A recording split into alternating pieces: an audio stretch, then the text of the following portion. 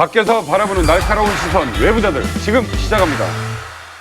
문준용 특혜 의혹이 조작으로 밝혀지면서 국민의당은 핵폭탄을 맞은 분위기입니다. 지난주 대국민 사과까지 하면서 사건 진화에 나섰지만 논란은 사그러들지 않고 있습니다.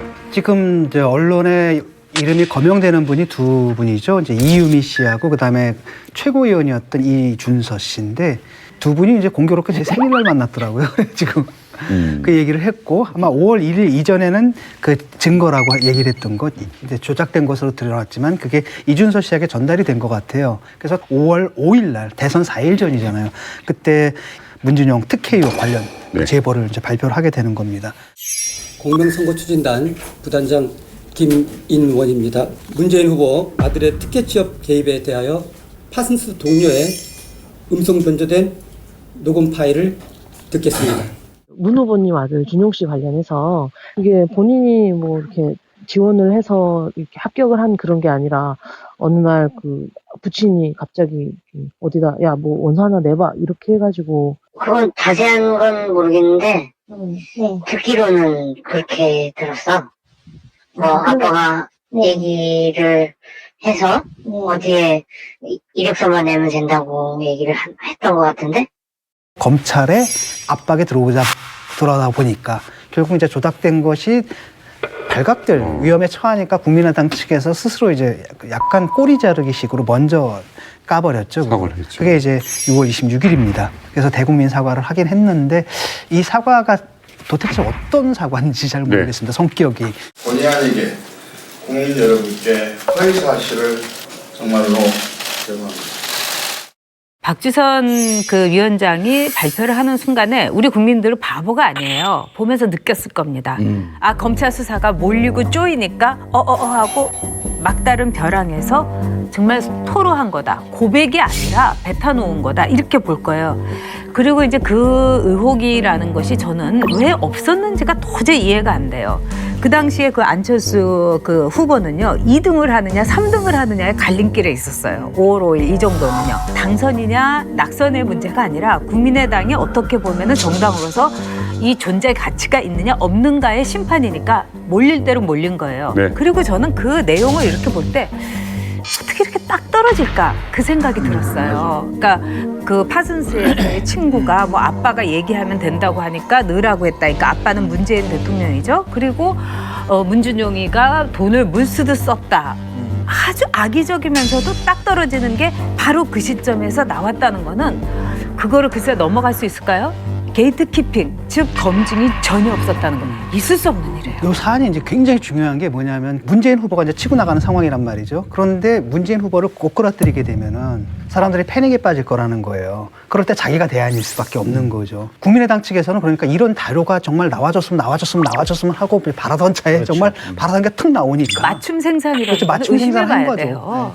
이 정치판에서 이게 이제 허위사실 유포입니다. 허위사실 유포는 크게 세 가지로 분류가 가능합니다. 첫 번째는 정말 어떤 자료가 있는데 자료를 잘못 해석하거나 폭로를 하는 것이죠. 이건 자기는 옳다고 생각하는 거예요. 막 검찰 수사나 새로운 이걸 엎으면 자료가 나오기 전까지는 본인들 확신합니다. 법정에서 용서 받을 수도 있어요. 자기는 믿었다고 하기 때문에. 난 그 당시 상황에서 믿을 수밖에 없었다. 이제 두 번째는 긴가민가한 이런 팩트들 받아다녀요. 그런데 선거 급하니까 에이 질러버려. 이런 게 있다더라. 확인하자면 질러버린 겁니다. 그러니까 풍문을 떠도는 거. 그렇게 그냥 질러버린 겁니다. 이제 이것도 나중에 이제 들통이 나면 이제 문제가 되죠. 이제 세 번째 가장 최악의 악의적인 게 자기들이 조작해서 만들어가지고 이번 건 게다가 페이퍼도 아니고 녹취까지 만들었다는 것은 악질 중에 최악질입니다. 도저히 용서받을 수가 없는 거고 만약에 이 문제가 당 지도부가 알고 그걸 용납을 하고 발표를 했다? 이건 있을 수가 없는 일이죠. 저는 거기까지는 아직까지는 모르겠습니다만은 뭐 그렇지 않았을 거로 생각이 됩니다만 그건 있을 수가 없는 자, 일이죠. 그러면 여기서 가장 큰 논란이 국민의당의 윗선이 어디까지 알았을까 하는 점입니다. 상임선대위원장이었던 박지원 대표가 조작 사실을 몰랐을까요? 그럴 때는 이제 이 도표를 좀 봐야 돼요. 예? 갖고 왔어. 이제 이게 국민의당 오랜만이네요. 제보 조작 사건표. 당 색깔까지 맞춰왔어. 죄송하지만 그거 좀 빳빳한 데다가 이렇게 하시면 다음부터는 저기 이왕 해오는 거. 나한테 이래라 저래라. 알았어요. 이게 이제 이용주 단장이 아니고 김인훈 부단장이 기자회견을 해요. 자기들이 그러잖아요. 하고 난 다음에 언론에서 잘 안 받네. 왜냐면 부단장이 하니까 안 받는 거죠. 언론도 이상하게 생각했던 거죠. 근데 이제 이준서하고 이유미하고 이 문자를 주고받은 내용을 보면 여기는 몰랐다라고 하는 게 사실 개연성이 좀 떨어집니다. 네. 그리고 5월 8일 날 이유미가 떨면서 그런 얘기를 하잖아요. 지금이라도 사실대로 다 밝히자. 잘못했다고 하자. 이건 누군가의 그 전에 상의를 하는 흔적이 있는 거거든요. 그래서 여기서 이준서 전 최고위원은 요때는 선거 전에는 이것이 조작된 사실을 알았을 가능성이 대단히 높고 그리고 이준서가 박지원 전 대표에게 5월 1일 날 문자를 보내요. 우리가 일반 문자가 있고 카톡이 있고 텔레그램이 있고 또 그때 당시에는 그 선거 전에 많이 쓰는 게 뭐냐면 대화 그 애플이 바이버라고 있는데 이건 추적이 안 된다는 겁니다. 이준서가 박지원 대표한테 볼 때 바이버로 보내요. 다른 건 카톡으로 하다가. 근데 이거를 비서가 갖고 있었기 때문에 2개의 전화를 갖고 있었고 하나 문자 폭탄 때문에 비서가 갖고 있었고 자기는 새로 개통한 통화를 갖고 있었다 그러거든요. 네. 여기서 이제 또 하나 의혹이 생깁니다.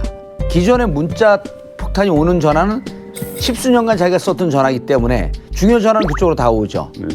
상임위원장에게 직접 전화할 것 같아서 보고를 하지 않았다? 이 해설이 석연치가 않은 거예요. 계기가 있잖아요. 5일 날 기자회견을 합니다.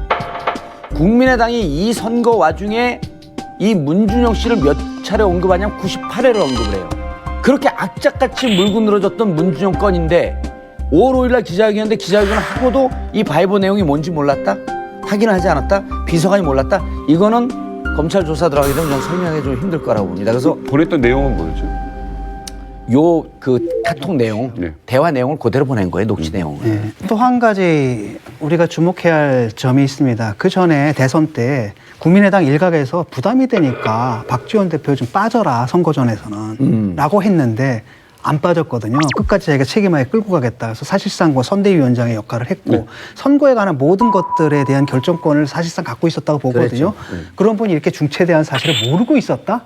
그런 다음에 이걸 발표하는 것, 검증 없이 발표한다라는 이런 생각이 정말 그 실권을 가진 사람의 죄가 없이 그냥 나갈 수 있겠느냐. 밑에서 그냥 알아서 사고를 친 거냐. 저는 그렇게 믿을 수 없다고 보거든요. 그러니까 박지원 대표가 내가 조작 음모에 가담했다면 목을 내놓겠다라는 표현을 썼어요. 예. 그러니까 물론 후에 발표된 후에 뒤늦게 알고 야 큰일 났다고 했을 수는 있어요. 그럼 검찰 조사 결과 받아봐야겠지만은 그러나 그 전에 발표하기 전에 야 조작이 왔는데 오케이 뭐 조작 잘했네 발표하라고 했지는 않았을 거예요. 아마 그건 정치판에 있는 사람은 다 압니다. 그건 당이 망하고 정치 인생이 다 끝나거든요. 그런 리스크를 감당할 사람 없습니다. 왜냐하면 자기 선거도 아니에요. 근데 만약에 대표가. 대선 전에 이게 조작됐다는 걸 인지했다면 고민을 많이 했겠죠. 했다면 아마 그것을 대선 전에 이것을 자백하는 것이 선거에 도움이 될 것인가 말 것인가 고민을 했겠죠. 그러나 그것도 이제 검찰 조사 받아봐야 되는 거예요. 그런데 이제 그 당시에 국민의당의 상황이 굉장히 복잡했어요.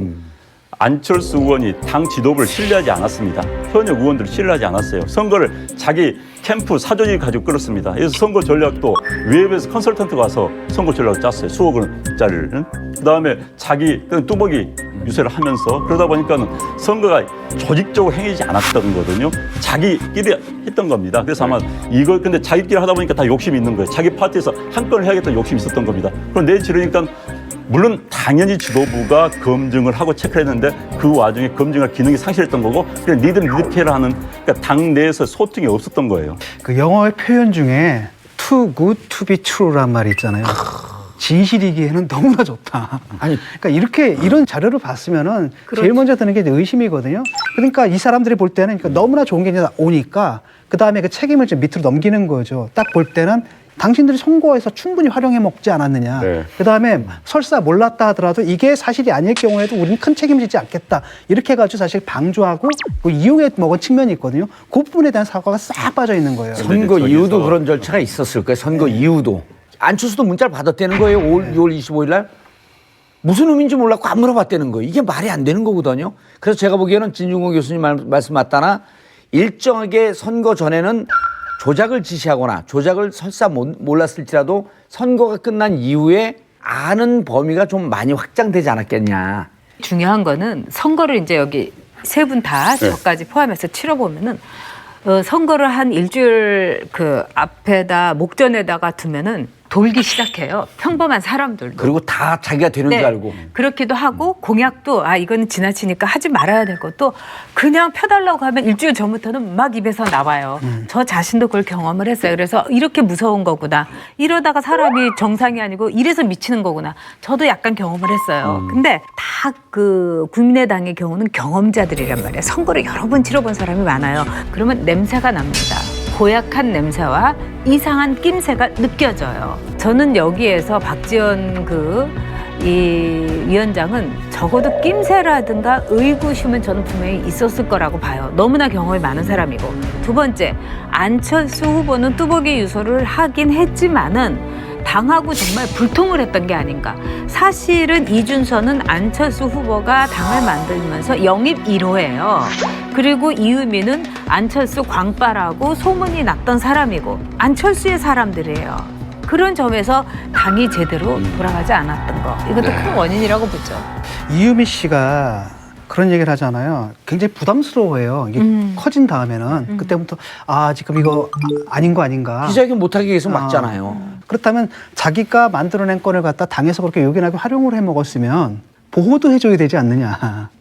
그러니까 지금 당에서 나를 보호해주지 않는다라는 이제 불평이 좀 나오는 것 같고요. 네. 자, 우리 이제 당에서 이제 선거 다 끝났어. 자, 그 책임 네가 져. 이러니까 이분이 굉장히 이제 서운한 거죠, 그 부분에 대해서. 저는 조금 생각이 다른 게 이유미가 말이죠. 이런 얘기를 하죠. 이게 안철수 후보를 위해서 제가 할 수 있는 최선입니다. 이러면서 그 자료를 넘기는 거예요. 저는 그 말에 이거는 그 선이 어느 정도 뭐 그 최고의 선이냐 아니면 중간 선이냐 이걸 떠나가지고 조직적으로 누군가는 손을 댄 흔적 그 멘트라고 봐요. 그리고 기획이 있었어요. 그리고 기획이 있었어. 만든 거 있잖아요. 그 파일이 상당히 전문적인 솜씨예요. 이 발언은 이런 단어를 써야 되고 이런 것이 임팩트가 있고 이것이 딱 떨어지는 어떻게 그렇게 주문 생산을 오더메이드를 하냐고요.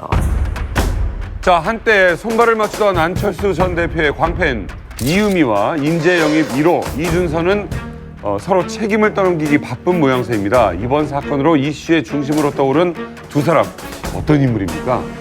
예, 지금 이준서 올해 40밖에 안 됐는데 최고위원이에요. 근데 이제 안철수 후보가 창당 준비위원장을 맡고 난 다음에 이제 당대표를 맡지 않고 인재영입위원장을 했습니다. 이제 인재영입위원장을 맡은 뒤에 공개한 첫 번째 인물이 이준서 씨였습니다. 이유미 씨 같은 경우는 카이스트 대학을 나왔는데 그 당시 그 교수가 안철수 의원이었습니다. 안철수 후보가 선거 이제 나오려고 할 때도 뭐 관련 캠프에서 일을 했고 그렇기 때문에 이제 이유미 씨는 아무튼 안철수 씨들이 광팬이었고 당 내에서는 여러 가지 이제 별로 평판은 좋지 않았던 것으로 지금 언론이 보도를 하고 있습니다. 굉장히 의혹이 과잉 앞섰다. 근데 이게 이유미 씨가 과거에 박근혜 전 대통령하고 사진 찍은 것도 있더라고요. 그렇죠. 약간 미스테리한 인물 같아요.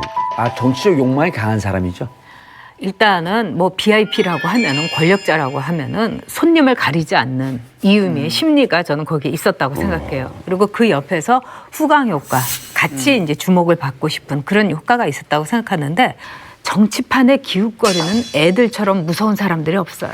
그 얘기가 가장 궁금해요. 네. 그러니까 도대체 이 인물은 네. 안철수 대표의 광팬이라고 하는데 네. 박근혜 대통령 만나고 나서는 또 극찬을 한 글을 남겼다는 거예요? 그거는 모든 정치판을 기웃거리는 이른바 아이들의 그 어떤 무서움이에요. 정말 엉팡 때리블이라는 말이 있잖아요. 무서운 아이들.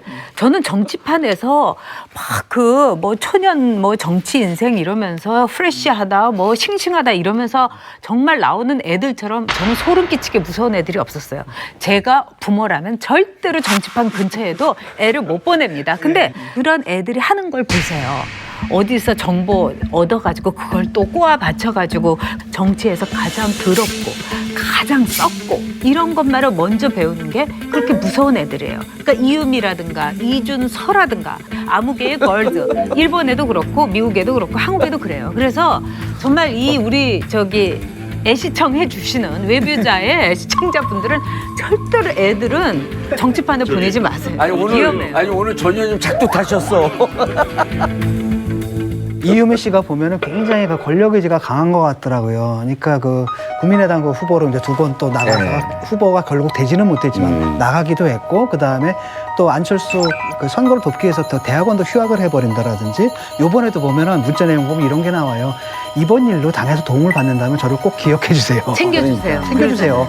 요 얘기란 말이죠. 제가 아까 애들만 나쁘다고 했는데요. 어른들도 나빠요.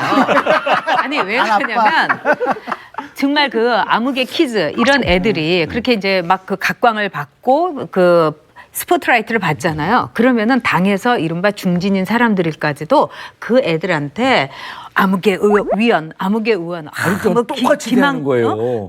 유망주야, 뭐 다음에 뭐 몇 선까지 할 거야, 다음에 뭐 대통령도 할 수 있어. 이래가면서 걔네들한테 술 한 잔 주고 걔네들한테 아부를 떤다는 거를 제가 여러 사람한테 들었어요. 지금 이 얘기를 듣다 보니까 왜 이런 인물들이 돌아다니고 있고 네. 잘못된 정보는 왜 만들어지는지에 대한 좀 이해가 됐습니다. 그러니까 뭔가를 좀 만들어내서 얘기가 좀 있었을 것 같아요. 어떤 비공식적인 라인에서 뭔가를 좀 만들어내자라는 얘기가 있고, 그래서 이걸 갖다 그 일베라든지 이런 데다가 비공식적으로 유포시키는 수준이 있잖아요. 그래서 확인을 안 해주는 그런 선에서 좀 써먹자라고 했는데 당에서 딱 보니까 너무 좋은 거예요. 당의 공식 라인에서는. 그러니까 받아버린 거죠. 그래가지고 가서 그냥 발표를 해버리니까 이때부터 이제 부담을 느낀 거죠. 아, 이건 의도가 이게 아닌데. 원래는 제보자, 익명으로 처리하고 그냥 변죽만 올리고 고선에서 효과만 보려고 했는데 갑자기 당에서 받아버리니까 그때부터 아, 이제 와서라도 좀 털어놓읍시다. 이렇게 얘기를 한 것 같고, 이랬다 당 공식 라인에서 뭐라고 얘기를 했냐면은 어차피 선거 끝나면 고소고발 취해야 돼. 큰 문제 없어. 그냥 가자고 얘기를 한 거예요. 그러니까 이 사람은 오케이 그냥 그 말은 믿고 갔는데 검찰 조사가 딱 들어오게 되니까 아, 당에서 왜 나 보호해주지 않느냐. 고소고발 취하시켜줘야 되는 거 아니냐.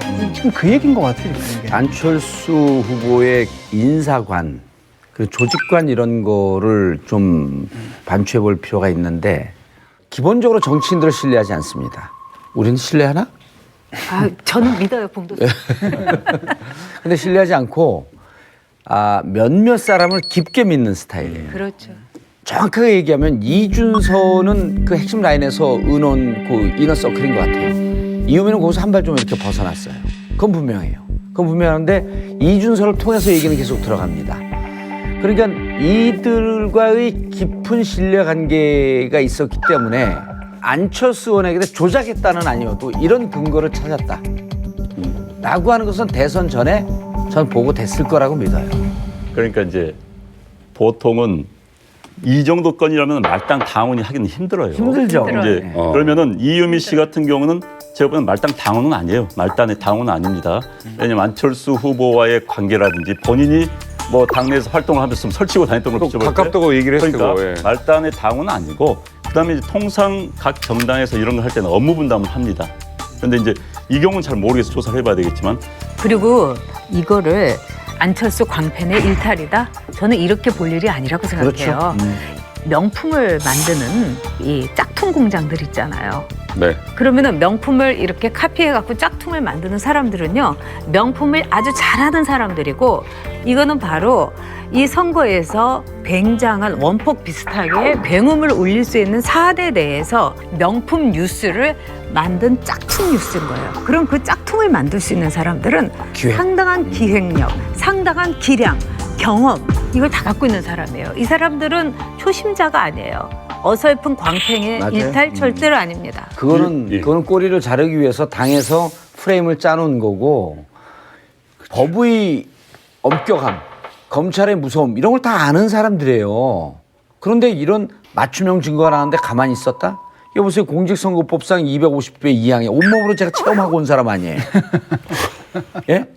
예. 이게 허위사실 유포는요 7년 이하의 징역, 근데 이제 벌금이 중요합니다. 500만 원 이상 3천만 원 이하의 벌금인데, 네. 500만 원이 하한선이라는 얘기거든요.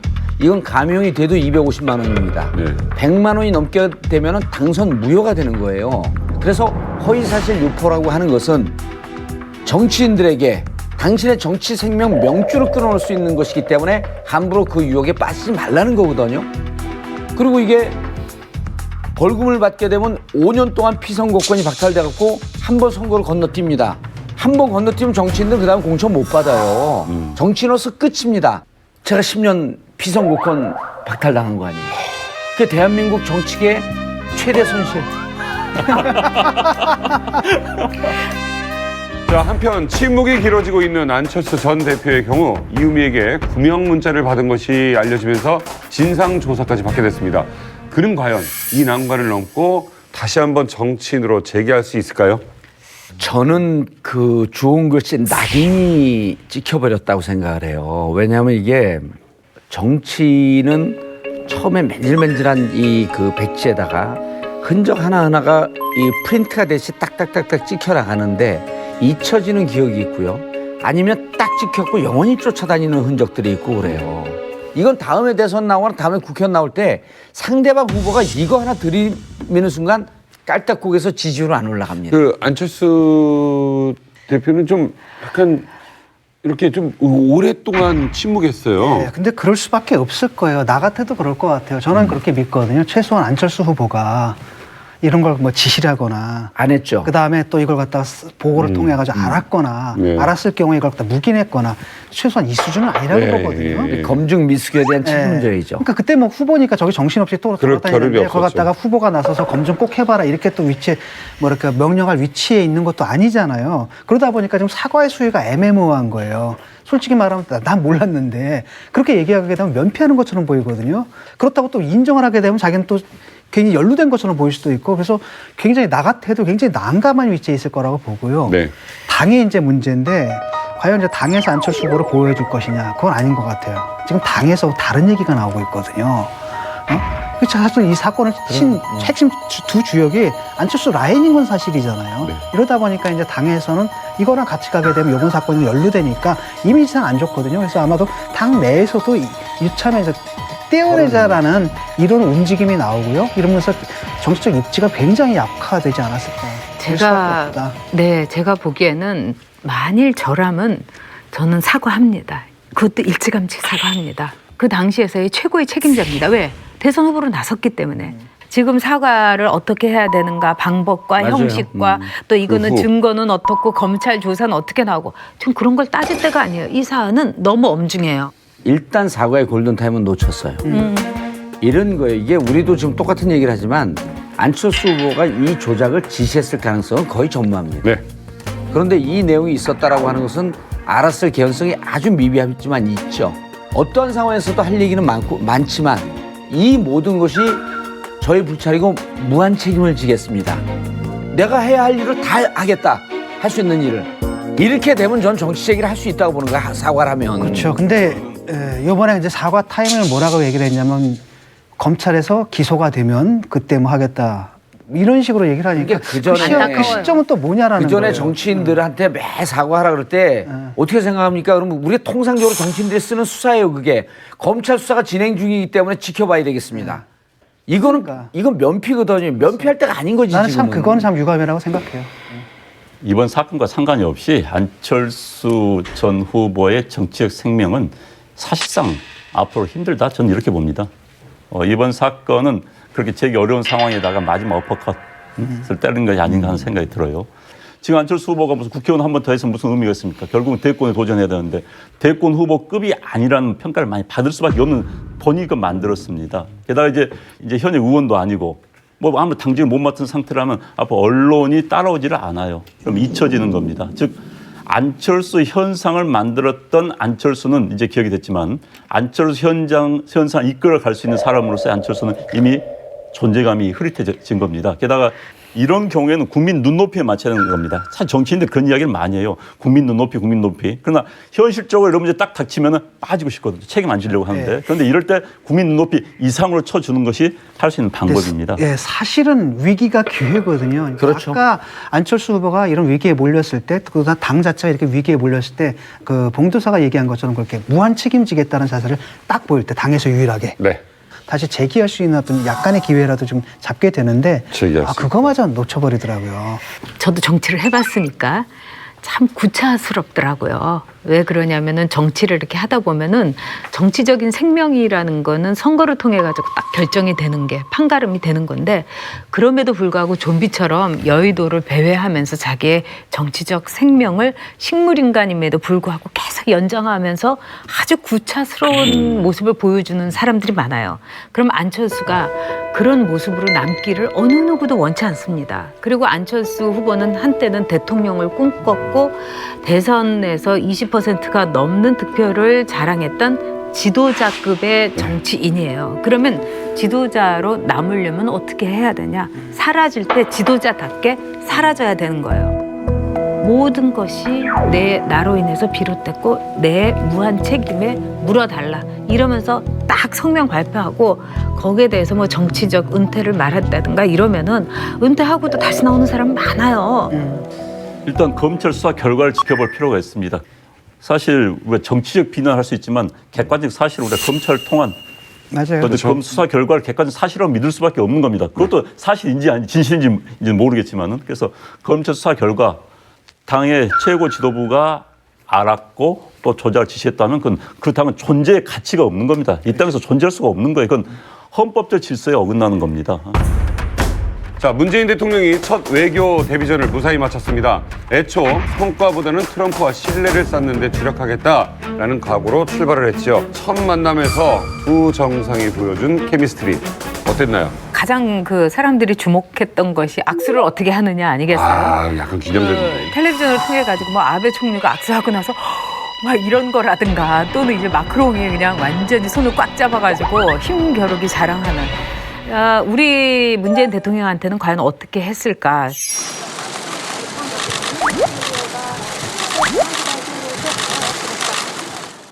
이렇게 잡고 딱 팔을 이렇게 잡았어요. 근데 좀 트럼프는 이제 어깨를 두르고 문재인 대통령은 팔을 잡고. 넥타이는 일부러 그렇게 맞춘 걸까요? 우연이겠죠. 저는 우연이긴 아니, 한데. 빨강, 파랑, 노랑인데 3분의 1의 그 색깔을 확률이죠. 트럼프가 좋아해요. 좋아하는데 자주 맺죠. 그걸 맞춰서 문재인 대통령이 맞췄는지는 모르겠으나 그러나 친구인 줄 알았어요. 우연했다고 봐야겠지요. 그리고 드레스 코드에 있어서 색깔을 좀 고려한 방문인 것 같아요. 파란색이 하는 게 이제 희망, 그 다음에 뭐 어떻게 보면 포용, 상대에 대해서 이제 잘해보자고 하는 신뢰, 이런 이제 그 어원이 있기 때문에 그런 점에 있어서는 상당히 신경 쓴 것 같아요. 첫날 만남은 아주 화기애애할 수밖에 없었던 게 우리 문재인 대통령도 안보 불안을 불식시켜야 될 필요성이 국내적으로 있었고 트럼프도 국내 상황이 이렇게 녹록한 상황이 아니거든요. 여기서 괜히 서로 신경을 잘못 건드렸다가 날라오는 메시지가 안 좋았을 경우는 둘 다 부담스러우니까 첫 만남은 좀 가볍게. 사실 양국 정상 신뢰가 굉장히 중요합니다. 근데 이제 문재인 대통령이 트럼프한테 난 믿을 만한 사람이다. 나하고 같이 한반도 문제, 동북아시아 문제에서 논의할 만하다. 이걸 보여주는 게 굉장히 중요해요. 그런데 그 타치로 장전호 전투를 끌고 들어왔다는 거. 그러니까 그 연설 좋았다고 트럼프가 이야기하지 않았습니까? 꼭 한번 와보고 싶었던 곳에 드디어 왔습니다. 장진호의 용사들이 없었다면 그리고 흥남철수 작전의 성공이 없었다면 제 삶은 시작되지 못했을 것이고 오늘의 저도 없었을 것입니다. 미국인들한테는 굉장히 가슴에는 전투입니다. 미 해병대 역사에서는 해병 1사단이 중공군 10만 명이 오는 것을 중국 7개 사단을 막아요. 거기서 13,000명이 다치거나 부상하는데 3,000명이 죽습니다. 그건 엄청난 사상률이에요. 그러니까 거의 모든 병사가 죽거나 다친 상태로 미중을 막았던 거죠. 이제 그리고 그 당시에 그 유명한 메일더스 빅토리아호 그 배 바로 문재인 대통령의 엄마 아빠가 타고 있었고 거제도에 내려서 문재인이 태어났다. 그런데 이 스토리가 미군들에 통하는 거예요. 그럼요. 감동적이죠. 야, 어찌됐든 저 사람이 우리를 이해해 주는구나. 또 어찌됐든 우리 덕에 자기가 태어났다는 것을 말하는구나.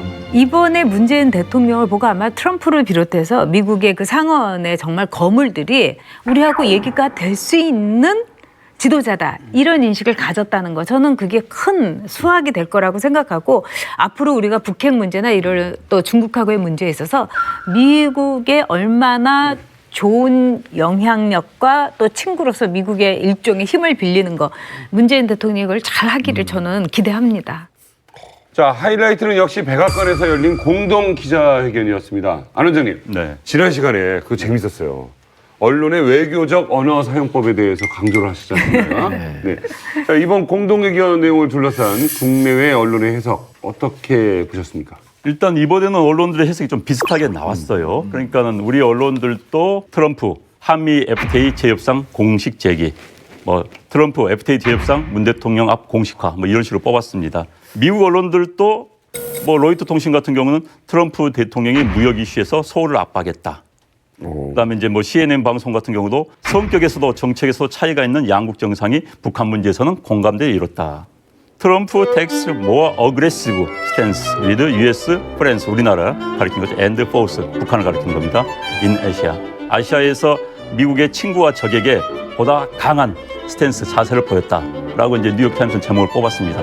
그런데 재밌는 건 이제 우리나라 뉴스에서는 이게 탑 뉴스예요. 설명기사가 우리가 주제가 될 정도지만 미국 언론에서 탑 뉴스가 아닙니다. 사실 미국에서 이제 국내 문제가 커요. 미국의 이제 이른바 트럼프 케어 문제, 그 의료보험 문제 때문에 굉장히 크고 이건 이제 미국 뉴스에서도 월드판에 아시아판에 이제 실리는 겁니다. 물론 이제 이 뉴스라는 게 만약에 북한 문제가 요즘 대두되지 않았으면 한국 대통령이 미국 방문한 거 이 신문 기사가 안 씁니다. 그런데 이번에 환영 만찬을 했어요. 만찬 사이에서 지금 비공개로 이제 언론에 노출이 안 됐습니다. 그런데 그 환영 만찬에 대한 우리 청와대 관계자의 멘트가 참 재밌어요. 양국 정상 간의 대화는 시종 솔직하고 진지하게 이루어졌으며 한반도를 둘러싼 여러 현안들이 건설적으로 논의가 됐다. 자, 여기서 솔직하고 진지하게 이루어졌다. 할 말 다 했다 서로. 자, 이건 의견이 달랐다. 이거 영어 배운 프랭클입니다. 솔직하게 할 게 다 했다는 의견의 일치는 못 봤지만 니는 니대로 이야기하고 나는 나대로 이야기했다. 얘기예요. 이야기인 겁니다. 여기 그러니까 이걸 보게 되면은 사실은 언뜻 보게 되면 이게 무슨 이제 합의를 이룬 것처럼 보이지만 한미 동맹 확인한 거, 그렇죠. 그거 빼고는 나머지 그냥 이견이 있다라는 게 그대로 드러납니다. 네, 저희가 녹화를 진행하는 이 시간 미국에서는 문재인 대통령이 마지막 일정을 소화 중입니다. 자, 미국 현지 분위기는 어떨지 상당히 궁금한데요. 봉도사님. 예. 미국에도 깔때기 있습니까? 깔때기 예. 수출한 깔때기 있어요. 아, 있어요? 예. 해외 로밍 중인 고객에게 국제 전화요금이 부과됩니다. Hello. Mr. Hey, bonjour. Mr. Han, how are you? How are you? I'm fine. Thank you. And you? I'm fine. 근데 왜 거기가 계세요? 문재인 대통령 최초의 방미 특별 수행단에 포함돼서 대통령님 모시고 방미 일정을 지금 소화하고 있습니다. 아, 네. 누군지 소개하셔야죠. 저는 수도권 내리사선 안민석 의원입니다. 네. 안녕하세요. 진중권입니다. 네, 우리 친구, 네. 이번 그 방미 수행단에 안민석 의원이 포함됐다고 해서 조금 의외라는 생각을 했거든요. 어떻게 왜 의외라고 생각하셨어요? 아니, 제가 보기에는 안민석 의원님이 미국에 가셔서 트럼프는 몰라도 교포분들은 굉장히 좋아하셨을 것 같아요. 아니, 문재인 대통령님이 그것보다 인기가 굉장히 많아요. 네. 그래서 이분들이 문재인 세 번 외치고 꼭 한 번 취임새로 안민석 그렇게 외친다고. 아, 그게 중계가 됐어야 되는데. 둘의 어떤 이미지? 이거는 현지에서 어떻게 받아들여졌나요? 우리 대통령은 인권 변호사 출신이잖아요. 네. 트럼프는 사업가 출신이잖아요. 네. 두 분의 인생의 가치나 철학이 너무나 틀린 두 분이 만난 것이죠. 저는 이제 트럼프 대통령에 대한 이미지나 평가는 뭐 거의 비슷했고요. 저는 이번에 문재인 대통령에 대해서 저는 굉장히 그 색다른 모습, 아주 다른 제가 평가를 하게 되었어요. 그 미국 상원 하원 의원들이 거의 한 분씩 우리 대통령에게 질문을 다 던져요. 네. 사드에 대한 입장, 사드 어떻게 할 거냐, 그리고 북핵 문제 어떻게 할 거냐, 개성공단 문제까지 않느냐, 날카롭더라고요. 네. 적극적으로 대답을 하시는데요. 네. 그 순발력과 그 대응하는 질문의 수준이라든지 깊이, 야, 저렇게 내공이 깊으셨구나. 네. 정말 2시간 동안 한치의 흐트러짐 없이 한 번의 실수 없이 상대방 존중하면서 우리가 그런 이야기 있지 않습니까? 상대를 조곤조곤 설득한다 그런 이야기 있지 않습니까? 네. 그래서 대통령의 말씀하시는 것에 대해서 대부분의 의원들이 고개를 끄덕끄덕하고 수긍하면서 야, 좀 신뢰가 가는 사람이구나. 새로운 대한민국 대통령이 어떤 사람인지 궁금했는데 앞으로 대화가 될 사람이겠구나. 우리랑 우호적인 그런 관계가 한층 더 높아질 수 있겠구나. 그런 분위기와 표정, 눈빛이 역력했어요. 그것으로 저는 좀 성공적이었다. 그런 측면에서. 가장 기억에 남는 답변 이렇게 주고받은 게 있다면요?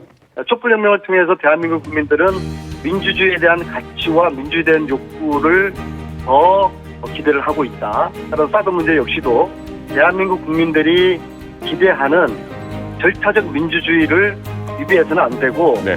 절차적 민주주의를 잘 지키는 것이 미국을 위해서 도움이 되는 일이다. 그래서 대한민국 국민들의 이 절차적 민주주의 이것을 존중을 해달라. 멋있는 말씀하셨어요. 그리고 이제 이렇게 말씀 덧붙였습니다. 절차적 정당성을 이야기하는 것을 두고 혹시라도 사드를 취소하려는 오해를 하지 마라. 절차적 정당성은 미국과 한국이 함께 지켜나가자. 그런 말씀을 하셨을 때 정말 가슴이 찐하고 물크가는 그런 기분이 들었습니다. 제가 하나만 짧은 거 물어볼게요. 네. 아까 아쉬운 점이 있었다고 그러는데 뭐가 아쉬우셨어요? 좀 시간 지나면은 이야기할 텐데요. 네. 미국 국회의원들이 네. 우리 대통령을 좀 대하는 네. 그런 자세가 아마 봉도사님 여기 계셨으면은 아마 참지 못하고 어떤 무슨 또 액션을 했을 정도의 좀 순간이 좀 몇 차례 있었습니다. 그래 지금 거기 몇 시예요? 지금요 여기 9시 반이 돼 가는데요. 실질적으로 공식 행사가 오늘 저녁에 다 마쳐서 오늘 저녁에는 식사하면서 뭐 소주라도 간단하게 한잔할 그런 계획이었는데 또 봉도수사께서 이 인터뷰하기 전까지 일체 알코올을 입에 대지 마라. 그리고 이후에 됐는지 안 됐는지 뭐 특파원들이라든지 현지 교민을 통해 가지고 확인할 것이다. 그렇게 해가지고 제가 이렇게 고통스러운 시간을 지금 저녁 내내 보내고 있습니다. 이게 사람이 할 짓이 못 돼요. 빨리 끊으세요 그 관계. 노예예요. 확실한 노예. 자, 그 이한국 정상의 만참에 참석을 하셨나요? 저는 그 멤버가 아니었어요. 그 멤버 저는 여기 아니었어요? 온 목적이 저는 이제 그러면 분위기 좀 물어보려고 했더니 몰랐겠네 그러면은. 아니 어보 반환하는 게 저의 목적이었고요. 이것은 이미 이제 13년도에 그 미국 측에서 반환하겠다고 저희들에게 약속을 한 것인데요. 그래서 이제 환수 절차를 실무적으로 해야 되는데 이게 좀 시간이 걸려요. 근데 이제 이왕이면은 방미의 성과물로 문재인 대통령 귀국하실 때 이것을 딱 그 전용 비행기에 태울 수 있는 시간에 맞출 수 있도록 오늘 낮에 환수 절차를 다 마무리했습니다. 늦은 밤 전화 연결해 주신 우리 안민석 사선 의원님 감사합니다. 네, 감사합니다. 자, 양국 정상의 공동회견 내용을 좀 더 들여다보면 문 대통령께서 준비했던 북핵 동결 폐기 2단계 해법에 대해서 트럼프의 공감을 이끌어냈다라고 봐도 될까요? 저는 조금 생각이 달라요. 그 부분에 대해서. 문구 자체를 보게 되면 핵 동결은 대화의 입구이고 그 다음에 대화의 출구는 완전한 핵 폐기. 이게 이제 문재인 대통령의 입장인데 공동회견 문을 보게 되면 한미 정상은 제재와 대화를 활용한 단계적이고 포괄적인 접근을 바탕으로 북핵 문제를 근원적으로 해결하는 데 뜻을 같이 했다라고 했는데 이거 해석의 여지가 너무나 달라요. 이 근원적으로 해결하자는 뜻을 같이 했다. 이건 사실 문재인 대통령의 생각이거든요. 쉽게 말하면 군사적 대응의 문제가 아니라 이거 문제의 근원적인 해결을 해야 된다. 그러려면 압박만이 아니라 대화도 같이 가야 된다라는 거예요. 근데 반면에 아직 트럼프의 입장은 불분명합니다. 그렇죠. 왜냐하면 아직도 뭐냐면은 전략적 인내 실패했다고 했어요. 그러니까 안 하겠다는 얘기잖아요. 그럼 나갈 수 있는 길이 한 두 가지가 있습니다. 하나는 더 세게 나가는 거예요. 군사적 옵션이죠. 그러니까 최근에 이제 군사적 옵션 얘기를 했거든요. 북한을 핵 개발한다면 우리가 때리겠다. 그것도 옵션으로 열어놓겠다. 이렇게 돼 있는데 사실 그건 미국의 입장에 우리 입장에서는 받아들일 수 없는 거잖아요. 사실 뻥카 비슷한 거고요. 계속 압박만 하고 기다리는 것은 전략적 인내잖아요. 그렇다면 나머지 길은 대화로 나오는 것밖에 없다라는 거죠.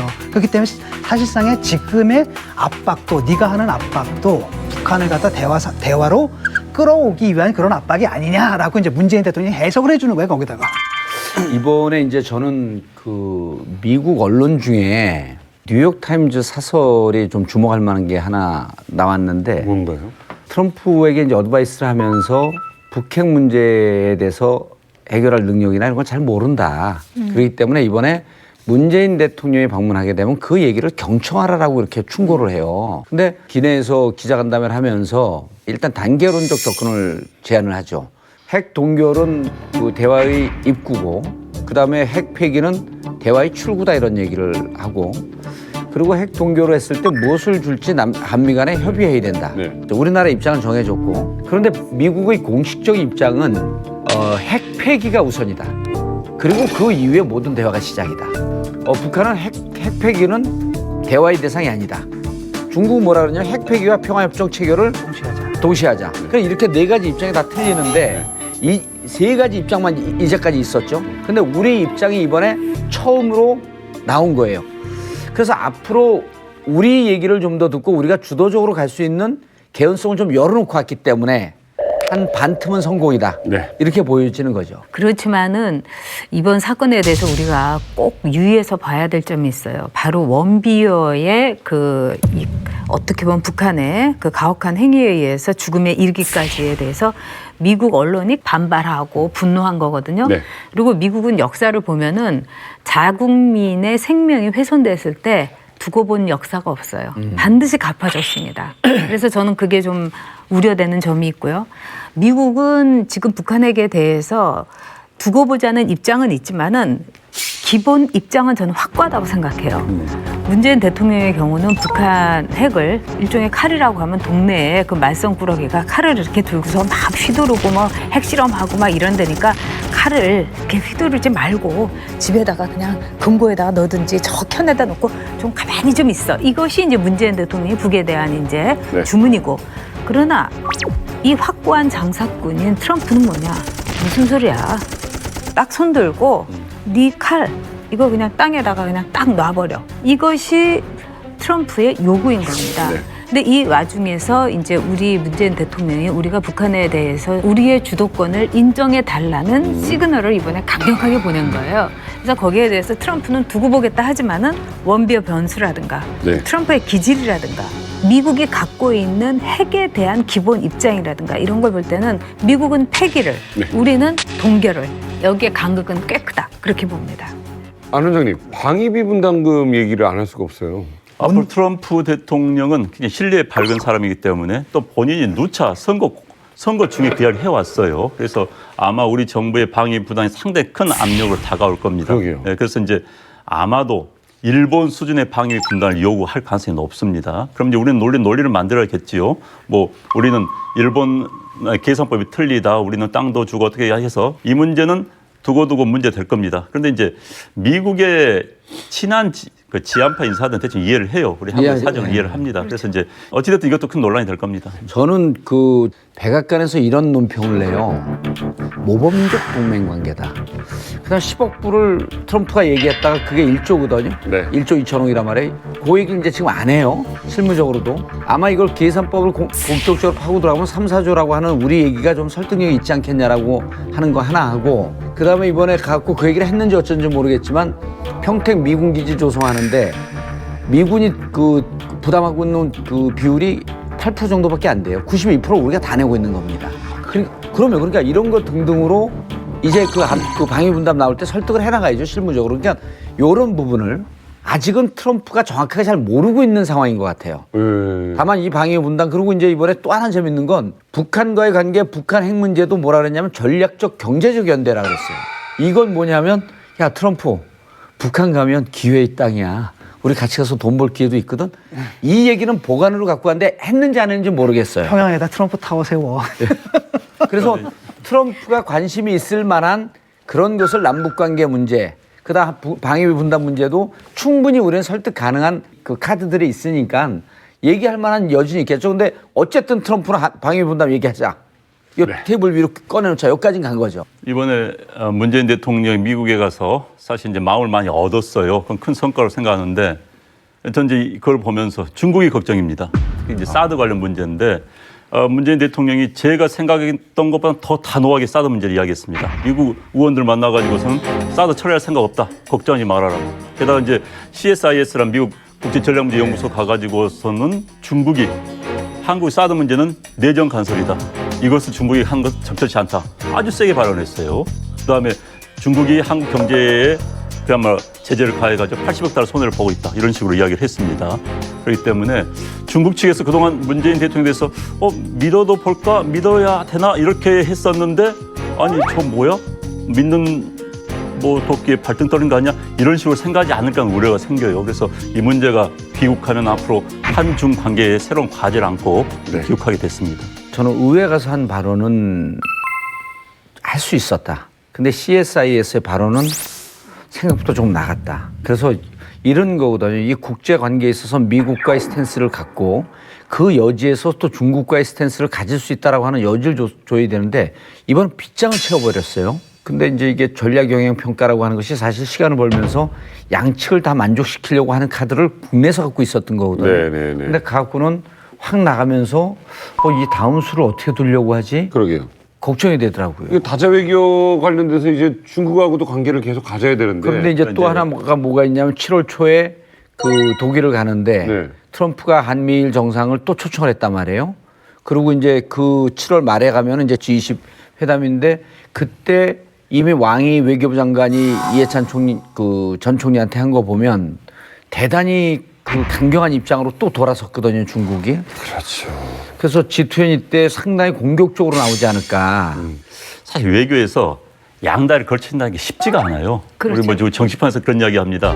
중립이란 것은 두 명의 친구를 갖는 게 아니라 두 명의 적을 갖는다고. 근데 국제 관계에서도 그런 게 있어요. 동맹 관계에서는. 그래서 사실 이거 진짜 앞으로 들어와서 정말 이건 운영의 뭐랄까 전략적인 정말 두뇌를 잘 써서 이 문제 헤쳐나가야 되는.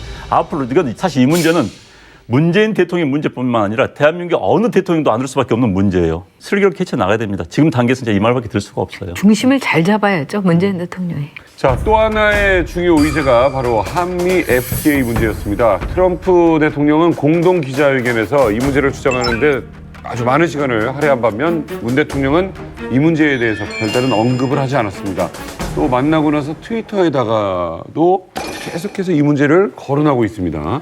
트럼프의 스타일이죠. 트럼프는 그동안에 이제 그 협상의 기술이라는 책에서도 했지만은 자기가 얻고자 하는 것은 반드시 제기를 해서 거기에 대해서 얻고서 빠져라. 이런 그 언급이 있어요. 이번에 아마 우리는 북핵 문제를 최대의 그 현안으로 갖고 갔지만 트럼프 대통령은 한미 FTA의 재협정, 재협의 이거를 최대 현안으로 준비하고 있었을 거예요. 그래서 서로가 준비한 카드가 달랐다. 이렇게 봐야 되겠죠. 트럼프 대통령의 확고한 입장인데 그러면은 본인이 누구를 향해서 던지는 메시지냐 이걸 좀 봐줘야 되는데 자기가 선거 때 주장했던 잃어버린 중하층 백인 노동자들에 대한 입장이거든요. 이거는 결국은 자동차 철강 문제 해결하면서 일자리 만들겠다는 거예요.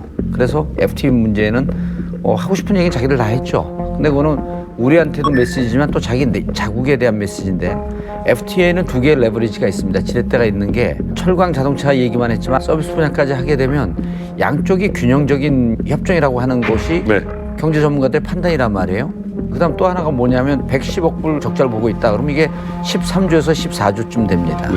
이번에 갔다가 안긴 선물이 뭐예요? 15조는 투자하겠다고 하고 25조는 구매하겠다는 거거든요. 한 5년 정도 이 정도 우리가 투자하면 FTA 당신 문제 제기도 이걸 퉁칠 수 있다. 이런 정도로 이미 여기서도 협상을 1단계, 2단계 갈 수 있는 그 복선을 미리 깔았기 때문에 강경한 이런 정치적 메시지보다 막상 실무 협상으로 들어가게 되면 그럼 서비스 분야 어떻게 할 거냐 그럼 미국 측에서 더 곤란해질 수가 있는 거예요. 그래서 저는 실무 단위로 가게 되면 우리가 그렇게 손해볼 그런 협상은 아닐 것이다 이런 판단을 해보는 거죠. 저도 이제 FTA 문제가 그렇잖아요. 자유무역이잖아요. 자유무역이라는 게 양쪽에다 혜택을 주는 거지. 이 자유무역 협정을 통해서 한쪽이 일방적으로 뭘 갖는다. 이건 경제학적으로 말이 안 되는 거고 그렇기 때문에 트럼프의 현실 인식은 사실 경제학적 인식에서 나왔다기보다 다분히 자기들의 지지층을 겨냥한 정치적인 발언이거든요. 그렇기 때문에 실무로 들어가게 되면 사실 별 적이는 없을 거라고 생각을 합니다. 그리고 발표문 한번 읽어보세요. 이게 대통령이 발표할 거예요, 이게? 왜요?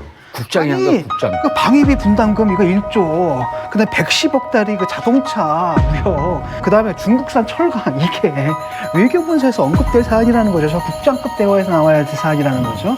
완전히 무슨 그 비즈니스맨 마인드로 지금 얘기를 하고 있지만 재밌는 건 뭐냐, 이 비즈니스맨 마인드가 또 제대로 됐느냐라고 한다면 이런 얘기 못 하거든요. 사실상 굉장히 이게 앞뒤가 좀 안 맞는 말이고, 사실 한미 FTA 협상에 딱 들어가게 되면 실질적으로 자기들이 별로 할 수 있는 게 없다는 걸 알게 될 겁니다. 왜? 벽을 쌓게 되잖아요. 그럼 물건이 미국에 더 비싼 값으로 들어가는 거예요. 그 다음에 이제 밖에서 생산하다가 미국 내에서 생산하게 되면 단가가 높아지는 거거든요. 즉, 이렇게 이제 자본주의 경제라는 게 이렇게 서로 연동되어 있는 문제지, 그까짓 거 뭐 벽 하나 쌓는 걸로 모든 문제가 해결된다면 다들 벽 쌓지 뭐 하고 있겠습니까? 그러니까 이제 이 문제에 대해서는 진즉 예상이 되어 왔던 문제입니다. 그런데 이제 우리가 국정농단 사건 때문에 전 정부가 이에 대한 대처할 수 있는 솔직히 시간이 없었어요. 제대로 대응을 못했습니다. 그게 좀 안타까운 거고요. 그러다 희망적인 것은 한미 FTA만 개정하자는 게 아니라 지금 미국에서는 더 큰 시장인 나프타도 같이 개정하자고 나오는 겁니다. 그래서 이제 나프타를 어떻게 처리할 것인가, 트럼프가 또 어떻게 대할 것인가를 보면 우리가 좀 해답이 생길 수 있어요. 그 전략을 알 수 있는 겁니다. 그래서 지금부터라도 이제 우리가 순발력을 발휘해서 대응을 한다면은 그렇게 큰 걱정은 우리가 하지 않을 것이다, 이런 생각이 듭니다. 트럼프는 근데 이번에 이제 철강 문제에 있어서 중국까지 이제 끌고 들어온 거예요. 그래서 앞으로 이제 중국하고 우리가 통상 문제라든가 심각한 게 많고, 이번에 엄청난 숙제를 갖고 왔다, 이렇게 생각을 하면은 이게 정확하다고 그렇죠. 봅니다. 그래서 문재인 대통령이 이제 40조와 그다음에 그 신뢰의 외교를 통해 가지고 얻을 수 있는 것과, 그다음에 트럼프가 우리한테 내미는 이 청구서, 특히 장사꾼으로서 점점 몇 달러, 몇 센트까지 하는 이 청구권, 여기에 대해서 우리가 아주 심각하게 대처를 해야 돼요. 자, 앞서 여당 대표로 안민석 의원이 미국에서 이렇게 연결해 주셨는데, 반면 야당에서는 이번 정상회담을 어떻게 볼지 궁금합니다. 전 작가님, 네. 어떤 분과 이야기를 나누면 좋을까요? 제가 이제 정치를 이제 접으면서 휴대폰을 바꿨어요. 그러면서 정치 쪽에 있는 사람은 싹 제끼고 오로지 제 친구들만 전화번호만 입력을 했어요. 그런데 어느 날 본듯한 번호가 뜬 거예요. 그래서 여보세요? 그랬더니 저 경원이에요, 이러더라고요. 그래서 내 친구 중에 경원이 없는데 하다가 나 의원이냐고. 그래서 참 반가웠어요. 그리고 이제 나경원 의원이 이 여성 의원으로서는 최초로 이 통일외교 통상위원회 위원장에서 선거로 당당하게 됐을 때, 저는 그것은 여성 의원으로서는 큰 쾌거라고 생각하고 참 기뻤어요. 그래서 아무래도 이제 그런 위원장까지 했으니까 나경원 의원하고 얘기를 좀 해봤으면 좋습니다. 괜찮으시죠?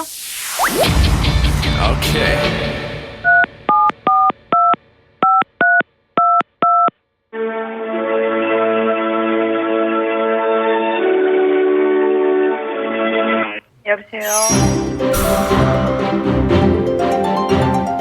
안녕하세요, 나경원 의원님. 네. 저 전용이에요. 아유, 의원님, 왜? 네. 아유, 별일 없으셨어요? 네, 전 잘 지내고. 얼마나 고생 네. 많아요. 아유, 저 계속 고생이고 뭐. 그러게요. 지난번에 그 청문회한 것도 잘 봤어요. 아, 그러셨어요? 네, 하여튼 힘내시고 저희 전 의원님이 꿋꿋하게. 다시 활동하시니까 너무 좋더라고요, 그것만으로도. 네, 네. 저는 여성 의원들 네. 전부 응원합니다. 네, 지금 외부자들 녹화 중입니다. 아, 녹화 중이세요? 네네. 자, 지금부터 정상회담 관련된 장 의원님께 좀 여쭤보겠습니다. 먼저 전혁 작가님이 네. 질문하시죠. 문재인 대통령의 첫 정상회담인데 나름 뭐 이 평가를 하신다면은 솔직하게 네. 말씀해 주세요. 사실은 걱정을 많이 했었거든요. 정상회담 네. 전에. 그랬는데 문재인 대통령으로서는 상당히 성공한 부분이 있지 않느냐, 이렇게 생각을 합니다. 특히 이제 미국 조야의 새로운 정부가 과연 한미동맹을 중요하게 생각하느냐, 뭐 네. 이러한 부분에 대한 상당한 우려는 좀 불식했다.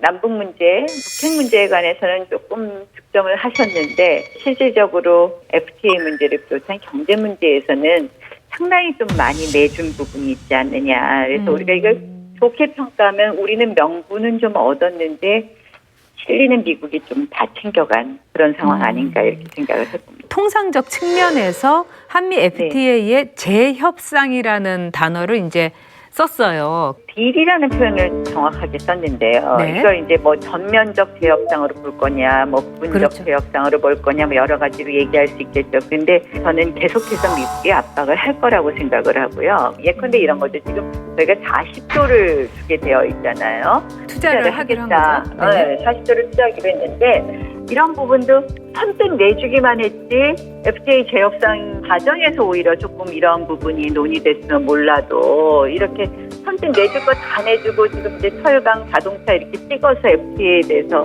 이렇게 논의하겠다고 했기 때문에 FTA 부분에 대해서는 앞으로 걱정이 많이 있는 거죠. 자, 여기 반가운 분이 계십니다. 정봉주 전 의원 계시거든요. 네, 안녕하세요. 네. 뭐 인사 좀 나누시죠. 그때 비행기 안에서 네, 우리 잠깐 봤었죠. 잠깐 눈인사만 하고 악수도 안 하고 헤어졌죠. 그때 악수 안 했었나요? 예. 정 의원님한테는 제가 좀 섭섭한 게 많잖아요. 예. 제가 좀 섭섭할 만하죠? 예, 그럼요. 정치적 대척점에 서 있다 보니까 또 그런 안 좋은 기억도 남고 그랬는데 개인적으로 인간적으로 죄송합니다. 제가 좀 섭섭했어요. 예. 아니, 나경원 의원님도 어차피 면회 안 가셨잖아요. 네, 농담입니다. 저는 북핵 문제를 최우선 순위로 놓은 것에 대해서 문재인 대통령은 트럼프 대통령에 대해서 높이 평가를 하면서 네. 그러면서도 이제 북핵 문제가 어찌 보면 그 미국에서도 중요한 관심사지만 남북한 간에 무척 그 중요한 쟁점 아니에요? 네. 그런데 문재인 대통령이 단계적이라고 하는 표현을 기자회견문에 넣은 것은 나름대로 자신의 주장이나 이런 내용을 좀 설득했다고 보시나요? 아니면 어떻게 보시나요? 그 부분은? 나름대로 그 부분은 저는 설득했다고 봅니다. 그리고 사실은 이제 문재인 대통령이 단계적인 대화에 대해서 초창기에 이제 문정인 특보로 통해서 나온 부분에 있어서는 저희가 상당히 걱정한 부분이 있었는데 뭐 조건을 달겠다. 핵 폐기라는 것을 큰 전제로 한다 이런 말씀을 하시면서 그런 부분에 있어서 또 우리 우파 쪽에서 볼 때에도 약간의 좀 걱정을 좀 누그러뜨린 부분이 있으시거든요. 그런데 이제 국내에서 오히려 이 문재인 대통령의 적극 지지층들이 좀 불만 있지 않을까 이런 생각을 해보고요. 네. 그걸 잘 만들어내시기를 좀. 네. 국회의원을 야당에서 시작해서 여당을 한 9년 하고 다시 야당으로 네. 국회의원을 하시는 거잖아요.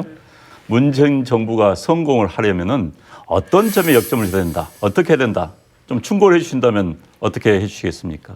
결국은 폭넓게 인사하고 정책이나 이것도 폭넓게 우리 우파 쪽의 생각을 담아냈으면 하는 게 그게 성공하는 조건이라고 생각합니다. 저도 야당하다 여당하다 다시 야당하니까요. 아유, 그 입장 다 이해하지 않는 부분도 많아지고 그래요, 사실은. 그러니까 이제 솔직하게 인사 5대 원칙 어떻게 그렇게 다 잘 지킬 수 있겠어요, 사람 쓰다 보면. 근데 그런 것도 좀 솔직하게 사과하고, 그 다음에 또 사람은 조금 더 폭넓게 꼭 코드 맞추는 사람 쓰지 말고, 이제는 뭐 전 대한민국의 대통령이다. 나의 지지자들만의 대통령이 아니다. 이렇게 생각하시면 잘하실 것 같고요. 네. 그런 면에서 이번에 정상회담에 있어서 상당히 좀 긍정적으로 평가해드릴 수 있는 부분이 있는데 그것과 관련해서 이제 중국 문제가 아마 더 어려워지실 것 같아요. 그래서 이제 그건 걱정입니다. 나경원 의원님. 네. 저 자유한국당에서 누군가를 이렇게 그쪽 입장 듣고 싶으면 모시고 싶은데 네. 의원님 말고는 모실 분이 마땅히 생각이 안 나서 그런데 언제 한번 외부자들 스튜디오 한번 나오시면 안 될까요? 오늘 이제 전화를 한번 했으니까요. 다음에 나갈게요. 예. 뭐 혹시 너무 불편하시면 봉도사님은 저희가 어디로 감춰놓도록 할게요. 병풍 세워놓고 가려놓고. 의원님하고 오늘 한번 말씀 나눴으니까 네. 다음에 한번 제가 기회를 볼게요. 나 의원님, 예. 네. 다음에 봬요.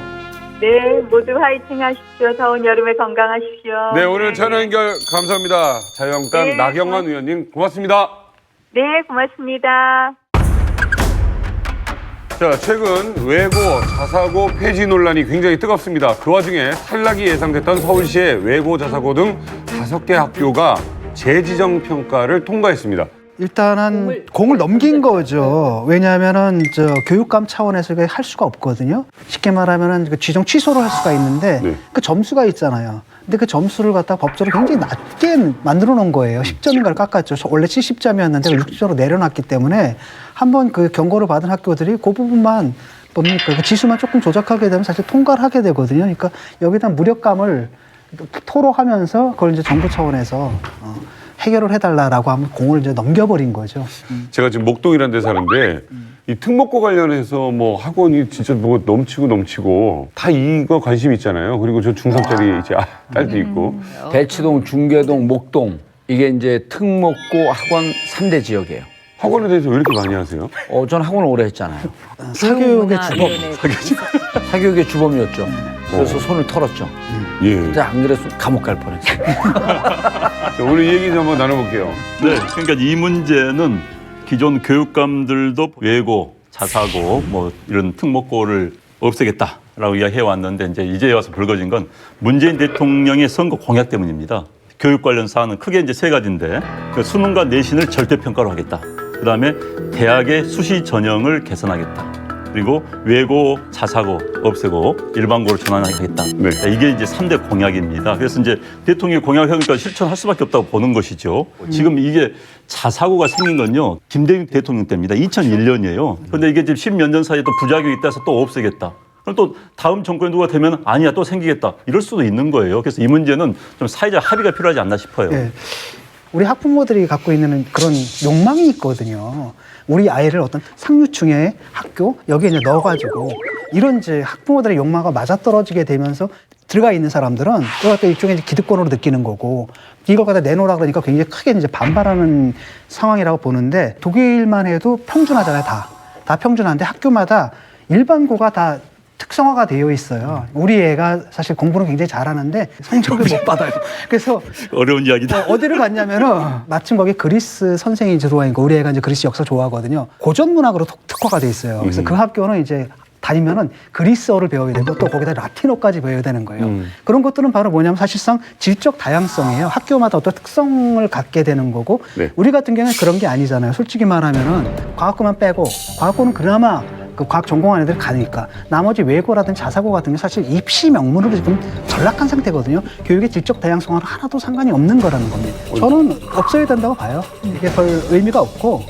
교육의 본질을 한번 묻자고요, 우리가. 뭔가 더 나은 상태, 남들보다 더 하나라도 더 알기 위해서 배우는 게 교육이에요. 다른 사람보다 낫기 위해서 배우는 이른바 빼어나가고 넘어서는 수월성의 아주 기본적인 특성이 있어요. 근데 지금 특목고하고 자사고라는 것이 기회의 평등을 위해서 만들어진 거예요. 그동안 진짜 부자들은 다 외국 고등학교라든가 이런 데로 다 유학을 보냈어요. 근데 돈은 없지만은 정말 똑똑한 애들이 똑똑한 아이들하고 더불어서 더 크게 발전할 수 있는 여지를 교육에서는 분명히 교육의 소비자인 아이들에게 줘야 되는 거예요. 공부하고 담사한 애들도 보호받아야 돼요. 왜냐하면 정말 이 뒷편에 있어서는 안 되지만 그렇지만 앞서가는 애들도 그들에게 권리가 있는 거예요. 그런 점에서 오히려 이 특목고라든가 이 자사고가 없을 경우에는 강남의 8학군 이거 부활합니다. 저는 그런 점에서 이 특목고나 자사고에 대해서 일단 크게 또 느리게 그다음에 신중하게 대처를 해야 된다고 봐요. 문재인 대통령은 지금 이 사태에 대해서 좀 억울해요. 왜요?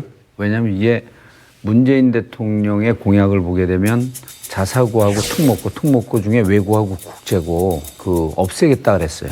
구체적 강론은 없습니다. 근데 이 문제를 촉발시킨 사람이 누구냐면 경기도 이재정 교육감이에요. 자사고는 5년에 한 번씩 재지정 평가를 합니다. 이게 설립 준칙이나 설립 목적에 맞게 학교가 운영되고 있나라고 하는 것을 검토해서 재지정 여부를 결정할 수 있는 것은 교육감입니다. 네. 경기도는 재지정이 언제가 있냐면 2019년, 2020년에 있거든요. 네. 그러니까 그 전에 2014년, 2015년에 한 번 지정들을 다 받았어요. 느닷없이 이재정 교육감이 이것을 자사고, 그다음에 외고 국제고 다 없애겠다. 이 교육의 영역에 있는 것을 정치권으로 끌고 들어온 거예요. 여기에 저는 무척 불순한 의도가 있다고 보는 거예요. 이걸 본인의 정치적 입지를 만들 수 있는 아젠다로 끌고 들어온 거예요. 그러니까 2018년에 임기가 마치잖아요. 네. 근데 느닷없이 2019년, 2020년 하면서 난 내년에 교육감 재선하겠습니다라고 하는 행간의 의미를 던져버린 거예요. 이게 사람들이 보기에는 문재인 대통령하고 이재정 교육감하고 똑같은 얘기를 하는 것처럼 보이는데 똑같은 얘기 아니에요. 저는 다른 얘기입니다. 시행령을 없애는 건 대통령이 시행령 마음대로 없앨 수 있죠. 그러나 이거는 권위주의 정권이 하는 거고, 자, 이 외고, 자사고, 국제고가 무슨 문제가 있습니까? 라고 하는 걸 우리 의논해봤나요? 안 해봤잖아요. 야당도 있고 국민도 있고 토론을 거쳐야죠. 그러면 문제를 차근차근 짚어갈 수 있는 프로세스를 밟을 준비를 내부적으로 하고 있었어요. 뭐가 문제냐라고 하는 것을 지금부터 토론하자 이렇게 얘기하는 게 맞는 거예요. 그래서 지금 이 방송을 보는 분들도 분명히 시각 교정을 해야 될 게 이재정 교육감이 못 없앱니다, 학교. 뭐가 문제냐라고 하는 것을 지금부터 토론하자 이렇게 얘기하는 게 맞는 거예요. 그래서 지금 이 방송을 보는 분들도 분명히 시각 교정을 해야 될 게 이재정 교육감이 못 없앱니다, 학교. 그리고 이렇게 일방적으로 한꺼번에 없애는 이런 쪽으로 정책이 나가면 안 되는 거예요. 그러면 못 없애는 거를 왜 이렇게 폐지냐 존속이냐 하면서 이렇게 논란을 일으켜서 소모를 시키냐 이거예요. 지금 못 없애고 더구나 조희연 교육감이 공을 넘겼잖아요. 조희연 교육감도 그래요. 두 아들이 다 외고 출신이에요.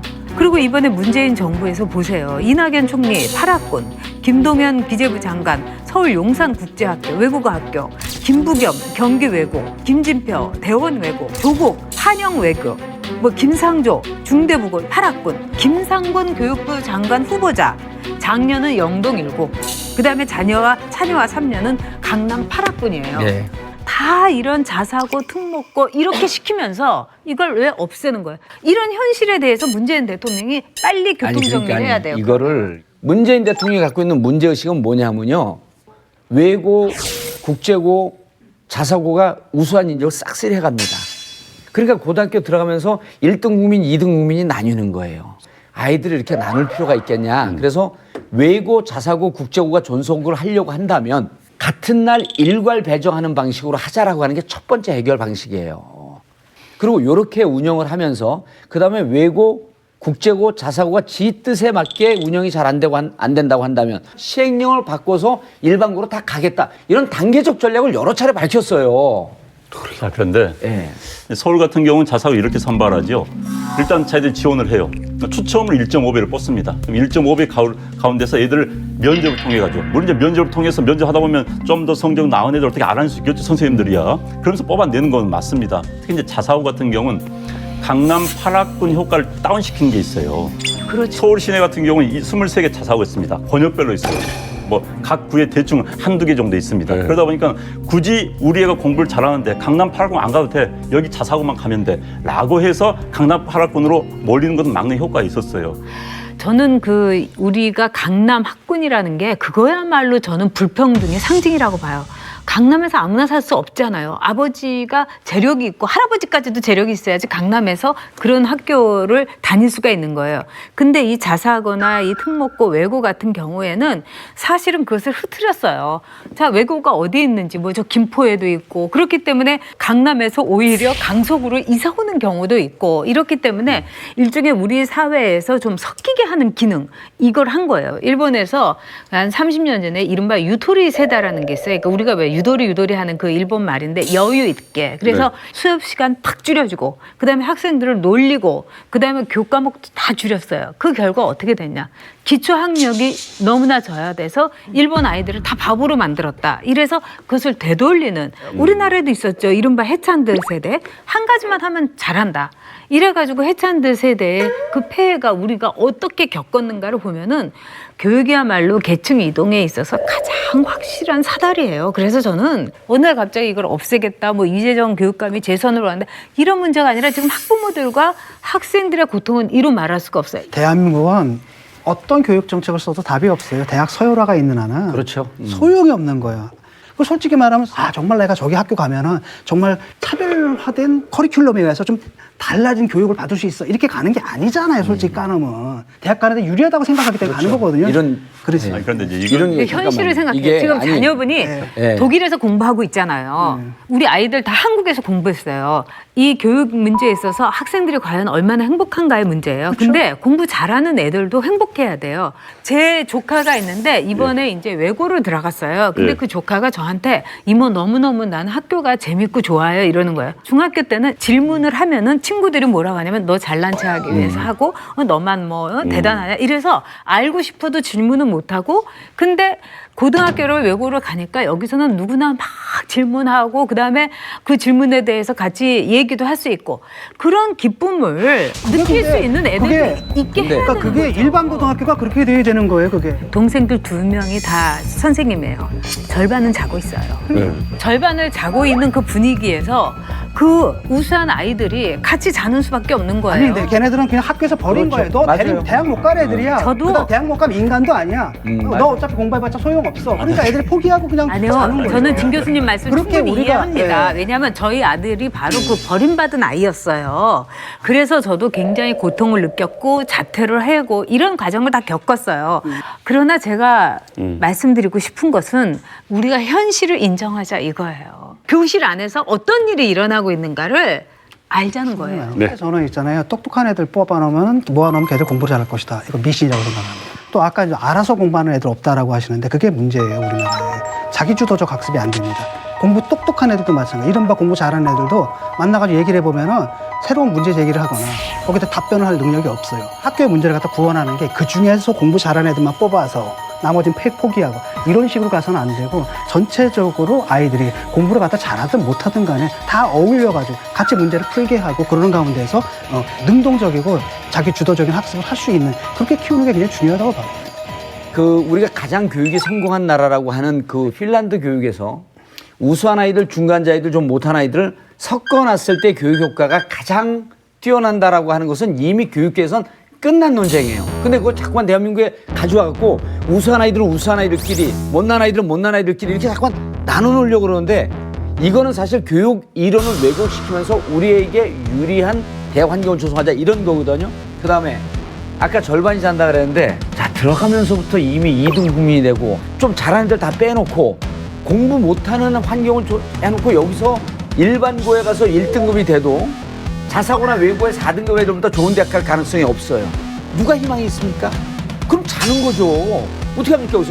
그래서 들어갈 때부터 서열을 만들어서 선발을 갈라놓는 이 제도를 먼저 없애자. 자사고 없앨 것이냐 말 것이냐라고 하는 것은 그 다음 단계로 이렇게 단계적으로 좀 접근했으면 좋겠다는 생각이 그러면은 이렇게 하면 자사고 엄마들도 이렇게 일괄 뽑는 데 대해서는 찬성하는 분들이 꽤 있어요.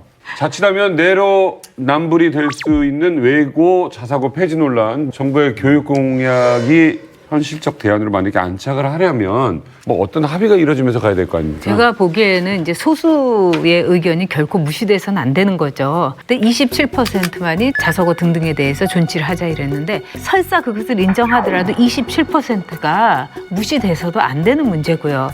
현실을 직시해야 될 문제라고 생각해요. 이 교육 문제는. 바로 내 자식의 문제인 거예요. 그럼 내 자식은 다 외고 가고 특목고 가고 과학고 가면서 왜 일반 국민들에게는 그 문을 닫아놓느냐. 바로 이 점에 대해서 많은 분들이 납득을 하지 못하는 거예요. 아이들이 원하는 거잖아요. 그래서 저는 우리 사회에서 위선적이지 말자 이거예요. 이런 거예요. 제가 개인적인 경험으로 따지면 일반 공립학교에 있는 선생님들보다 한 10년 동안 더 많은 학생들을 만났는데 일반고에 가서도 거기서도 충분히 자기의 적성을 만들어낼 수 있고 상대적으로 불이익을 당하지 않는다라고 하는 믿음을 주는 정책 쪽으로 가자는 거예요, 제 주장은. 교육 문제는 답이 없어요. 왜냐하면 이 대학 문제를 건드리지 않고서 그다음에 대학 문제 이전에 사회적인 문제예요. 예컨대 학벌에 따른 그 임금 체계 차별이라든지 이런 거 있기 때문에 당연히 좋은 대학 가려고 하는 욕망이 있는 거고 좋은 대학 가려고 보내다 보니까 고등학교까지 지금 서열화시키는 거란 말이죠. 이 문제를 해결한다 해서 뭐 교육 문제가 크게 달라질 거라고 생각 안 하고 이 문제가 없어지면 강남 8학군이 뭐 부활한다? 오케이, 부활할 수 있습니다. 근데 문제는 뭐냐? 우리가 강남 8학군에 애들을 보내기 위해서 애들이 강남 8학군 입시학원이 존재하지는 않거든요. 없앤다 해서 교육 문제가 완전히 사라지진 않는다 그래요. 하지만 이 문제로, 이 제도로 인한 문제만큼은 있단 말이에요. 그 문제만큼은 해결할 수 있다고 봅니다. 아니 아까 내 말은 우리 딸내미는 특목고 외고 나왔는데 우리 아들내미는 이른바 교육 현장이 붕괴됐다는 교실 붕괴됐다는 공립고등학교를 나왔습니다. 그 경험을 거쳐보면은 저는 다 봤어요. 공교육의 붕괴 현장을 먼저 막고 난 다음에 자사고를 없앨 것인가, 자사고를 없애야지 공교육 붕괴 현상을 막을 것인가, 이거에 대한 우리가 판단을 먼저 해야 되는 겁니다. 그런데 지금 공교육 붕괴 현장을 막는 게 일단 굉장히 중요해요. 그 문제를 이제 먼저 말씀드리고, 또 하나는 진 교수 말에 진짜 공감하는데 이 대학과 맞물린 겁니다. 네. 우리나라 대학 진학률 얼마인 줄 아세요? 우리나라 평균 68%예요. 2등이 어딘 줄 아세요? 캐나다 58%뚝 떨어집니다. 선진국이란 독일 28%밖에 안 돼요. 우리는 68%에 압도적으로 높습니다. 이 문제에 대한 해결을 해야 되는 겁니다. 누가 그랬어요, 우리 동네. 연예인과 뭐 의사와 작가와 어디 뭐 직장인과 모든 사람이 번 돈은 학원으로 간다고. 오늘은 대한민국 교육 문제까지 열띤 토론을 해봤습니다. 배움에는 끝이 없다고. 반백의 나이에도 우리 외부자들 요즘 열공 모드에 빠져 있다고 들었습니다. PT를 개인 사교육을 받고 있는데 선생님이 너무 훌륭하시고요. 선생님이 진짜 잘생긴 거예요. 핵심이지 그게. 우리 봉도사님께서 놀라운 공부를 하고 계십니다. 아니 무슨 노래를 배우신다고요?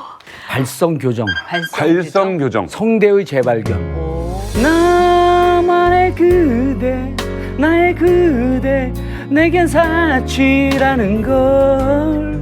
그대 사치, 그댄 사치. 이래서 가수가 필요한 거예요. 내겐 사치. 직업은 따로 있는 거야.